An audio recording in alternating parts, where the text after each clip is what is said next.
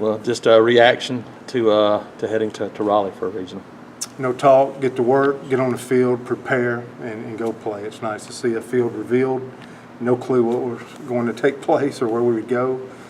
So now that's been revealed. It's time to probably just get to work and prepare for this weekend. Is it nice to have the 12 hours of being able to put away the feelings of not hosting and then know who you're playing today? Is that kind of emotionally the way you'd want to do it? Yeah, I would say emotionless. Right. Just thoughts on, I guess, a rematch with a team that you've already played 3 times this year out of the gate in Northeastern. Complete respect. Sometimes you're not playing an opponent, sometimes you're playing a game of baseball. And the biggest way I tip my hat to Northeastern is I thought that they were playing the game. We saw an unbelievable lefty. I think it was our first loss of the season at the time. And but I thought in all 3 phases they played the game well. Offensively, I thought they had enough firepower to get some hits in the series here.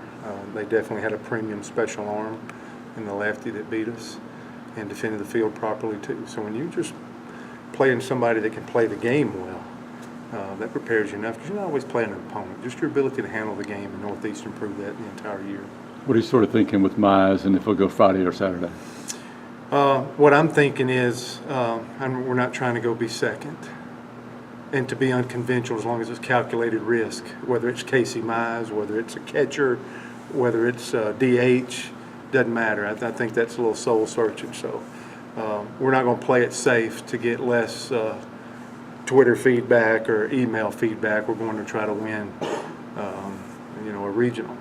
So if that means Casey Mize throwing game 3 or throwing game 1 or 2, those are things that we got to set down. That may be one of about 10 different things that we need to analyze. But I'm more interested in us taking calculated risk because I'm increasingly getting more interested in us finishing a tournament, to be standing on top. That's becoming increasingly more important.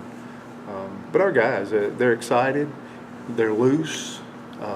That's how they should play the game. As the leader of the program, I got to continue to figure out where we can take a calculated risk to be finishing as a team standing at the end of the day. What did you see from your team in the SEC tournament that gives you some hope and confidence that they can make a pretty good push in the continued postseason? Yeah, I thought they played great. They lost to the eventual champion.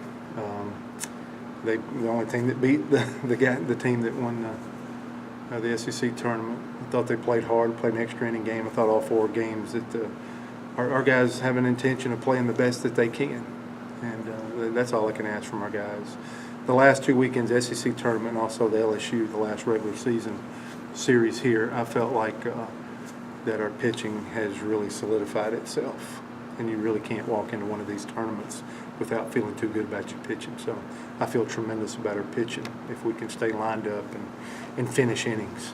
If you can get to 2 outs and can't ever finish an inning, it could bite you and you can be throwing great. But I like how our pitching lines up. I like how they look strong and we're feet underneath us. So that always gives you a chance. And then, getting up there and working on the field a little bit. And I think the middle infield play has been great. I take some confidence from how Will Holland and Luke Jarvis have played together recently. And we have the ability to hit and the consistency or finish of a series or a weekend. I like the first 2 days offensively more than I like the last 2 days. But I don't think their intent or how hard they played was any different. How critical is it to have guys returning that have experienced a Tallahassee regional of last year in your fold this year? I think that could be the difference for us. I think that's the biggest point of having 8 seniors on a ball club that has been right there within a pitch, and now they get to go somewhere else and try to do this again.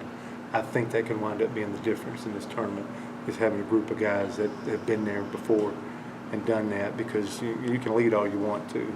That leadership from within, once they get in the middle of it, in the hotel, on the field, I hope that makes a difference this week. What's your message to you guys today and as you get ready to go play with your guys? Be excited and just I'm gonna try to keep them as loose as possible, and play fast and attention to detail. But they'll have to focus in. We'll be challenged, just like everybody we play this time of year. Everybody's gotten there by doing something well and consistent. So we just have to realize all the strengths that we have and go play the best baseball we can, and hopefully that'll show up when it matters most. When you look back at the season overall, what your team has been able to do, what makes this group of guys so special this year? I think they've come a long way. From the standpoint, I was really endeared to last year's club. We'd worked so hard in the fall and just continued to get together and finish pretty strong. This group here, half the team's brand new and half the team's returning. And we also added, 3 new very important pieces to our coaching staff. So this is a lot of people that found common ground. And there's a lot of skill on our ball club. So we've come a long way, and hopefully with so many guys being new and a staff that continues to try to work together, we've had all these experiences that I'm hopefully the best is yet to come. But I'm thankful for everybody kind of rallied and started working together, because I think it's tough for new coaches because they facilitate leadership down to the players, and it's been nice for us to find a rhythm in the second half of the season.